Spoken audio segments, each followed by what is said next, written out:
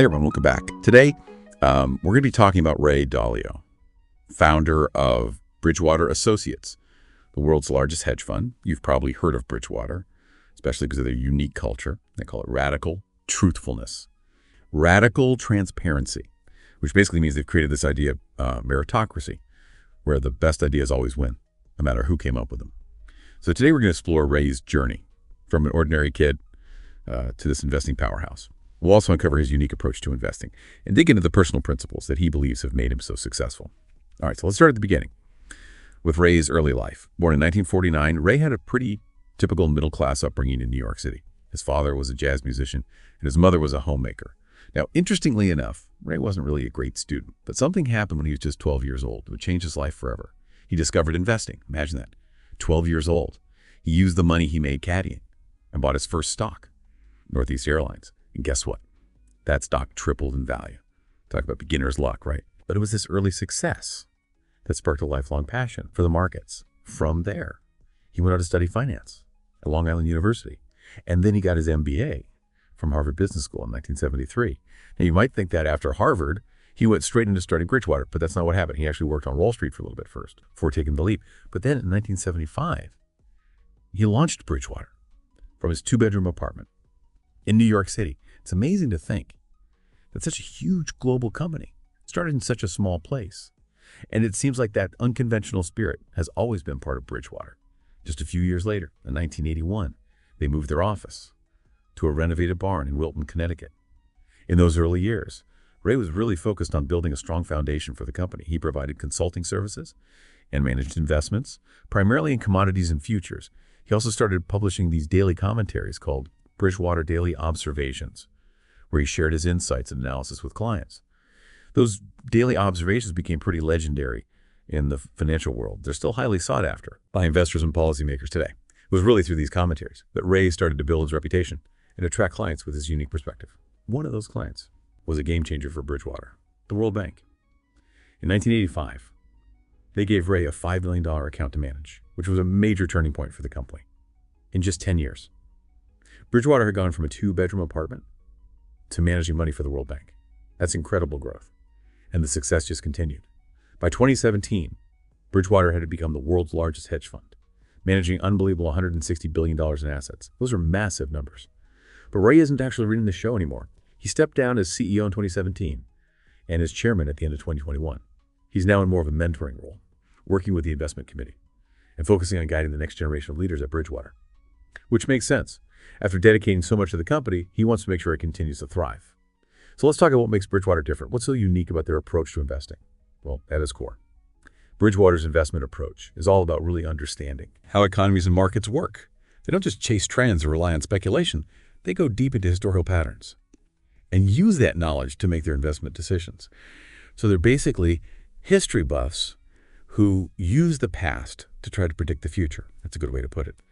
They believe that history repeats itself, and that by studying past market events and finding those repeating patterns, they can anticipate future outcomes. They're looking for those cause and effect relationships that drive the markets. It sounds very data-driven, but what's even more interesting is that they use algorithms and computer models as part of their analysis.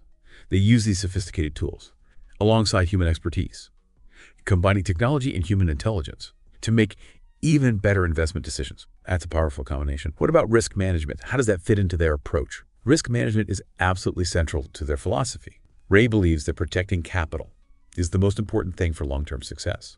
Bridgewater's priority isn't necessarily achieving the highest possible returns. It's about managing risk and achieving their desired level of risk. So it's not just about making money. It's about making money responsibly and sustainably. They're not just gambling on high-risk, high-reward situations. They're taking a much more calculated and measured approach.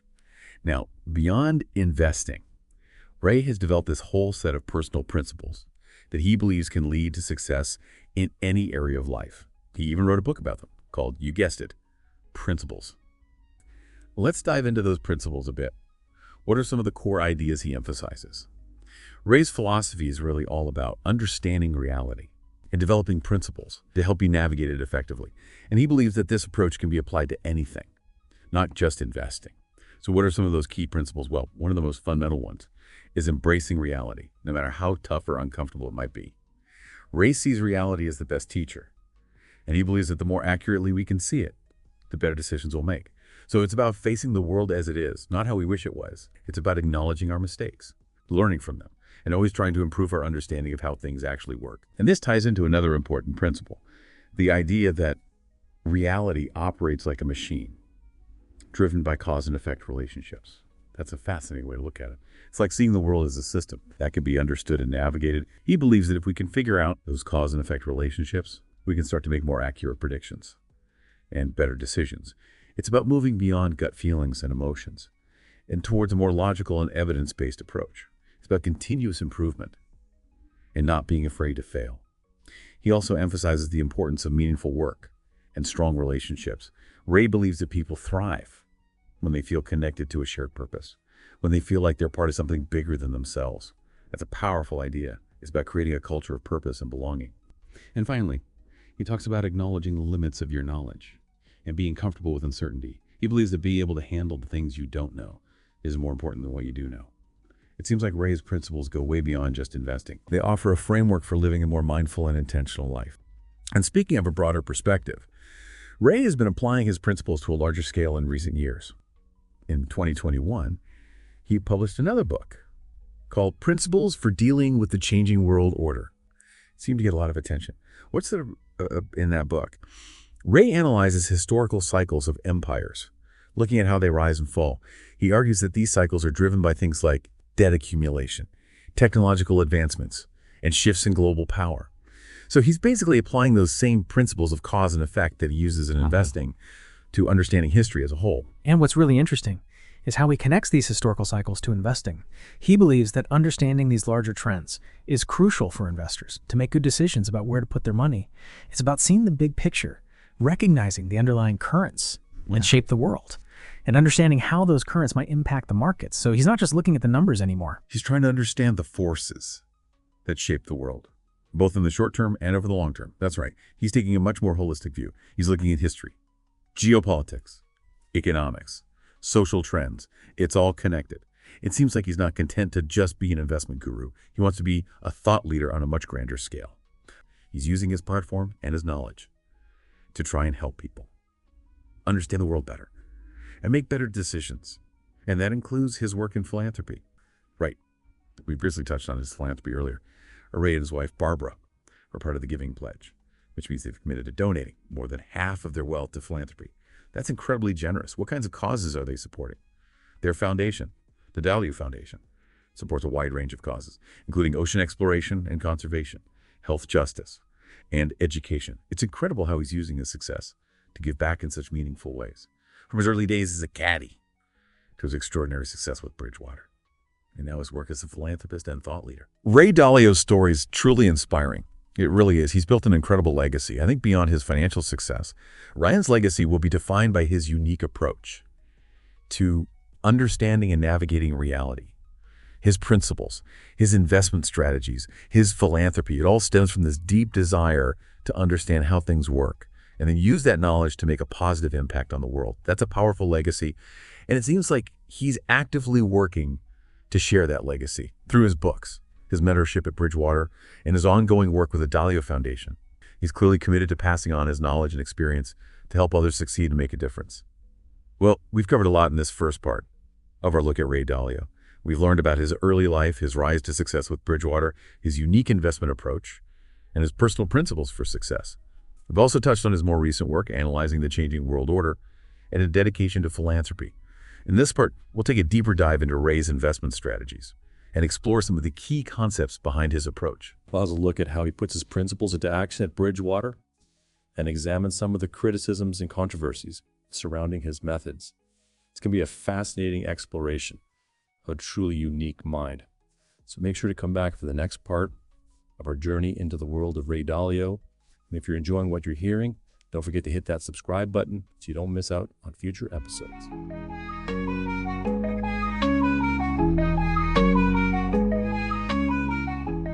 Welcome back. We're continuing our exploration of Ray Dalio. Last time we talked about his journey from a regular guy to leading a hedge fund giant, and we got a glimpse into the unique culture at Bridgewater. We also started to explore his approach to investing, understanding the cause and effect in the markets, like seeing the markets as this complicated machine. What's really interesting about Ray's approach is that it's not just about numbers and equations, it's really rooted in his study of history, especially those long-term historical cycles. You're talking about his book, Principles for Dealing with the Changing World Order, that got a lot of people talking. In that book, he really dives deep into those massive historical cycles, empires rising and falling, and he argues that these cycles are driven by predictable things: debt, piling up new technologies, and shifts in global power. So he's basically using those same principles of cause and effect from investing and applying them to history itself. And what's really cool is how he connects those historical cycles to investing. He believes that if investors can understand these big trends, they can make smarter choices about where to put their money. That makes sense. If you can figure out those major changes happening in the world, you could get ahead of big market moves.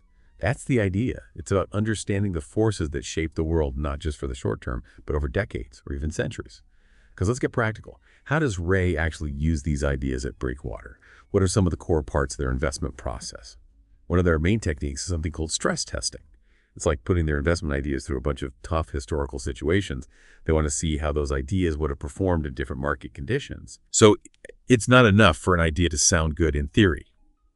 They want to know how it would have survived past crises and market crashes exactly. They're always searching for weaknesses or blind spots in their thinking. So they ask, would this strategy have worked during the Great Depression? What about during a time of crazy inflation or during a war? So they're not just trying to predict the future. They're trying to build strategies that can handle almost anything.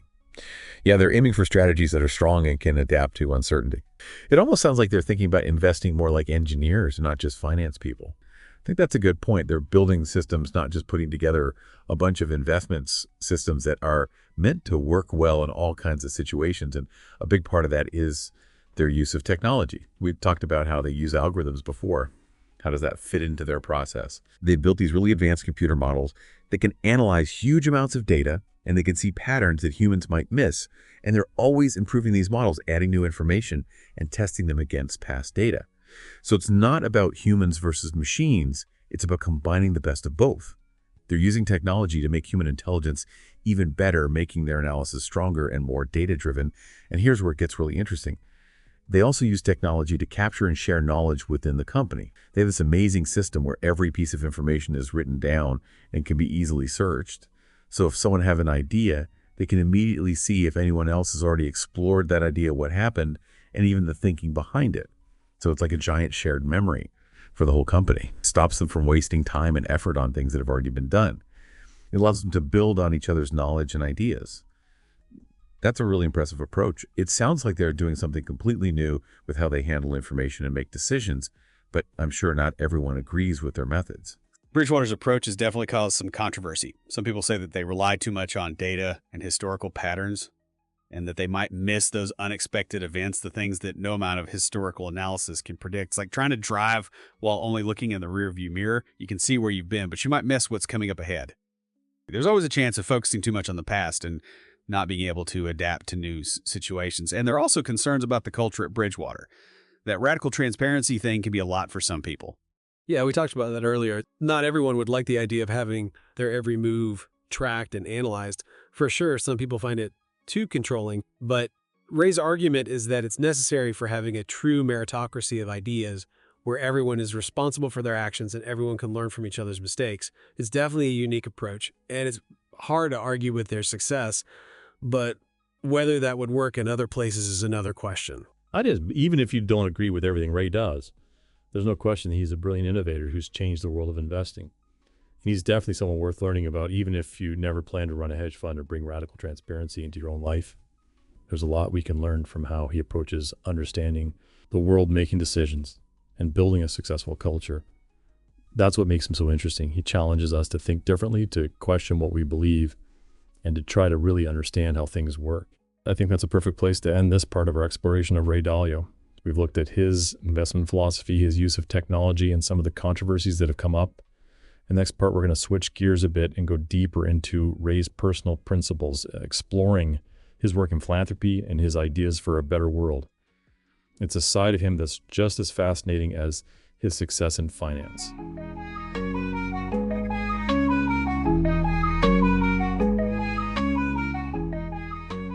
Welcome back to our deep dive on Ray Dalio.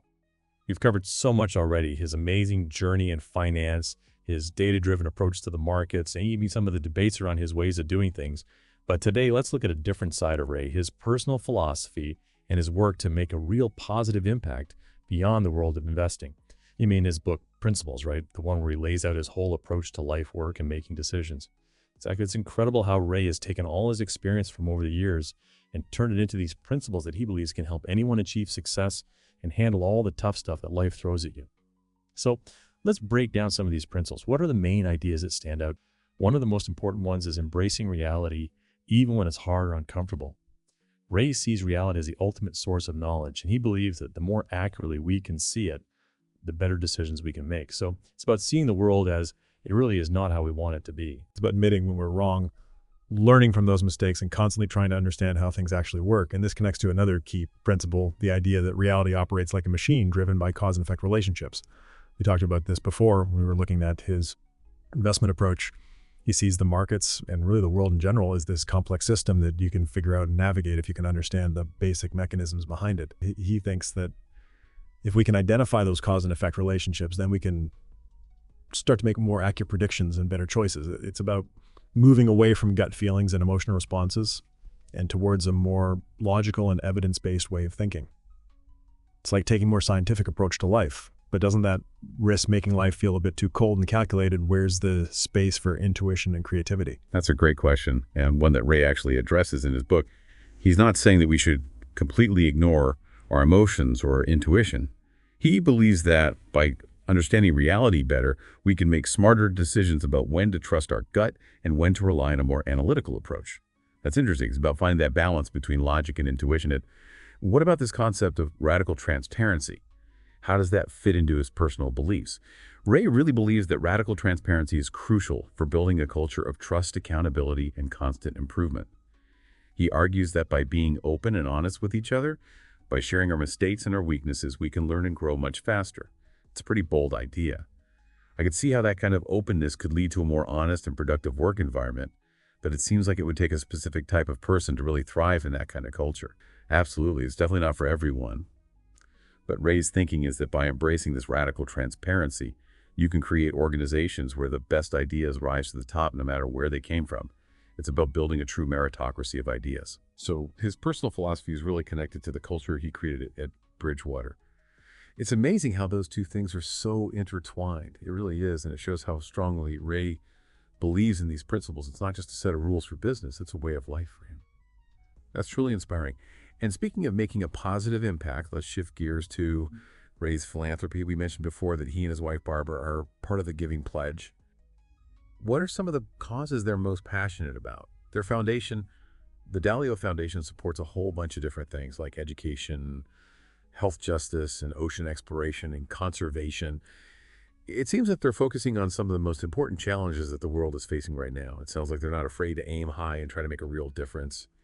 It's one thing to be successful and make a lot of money, but it's another thing entirely to use that wealth to try and solve these big global problems.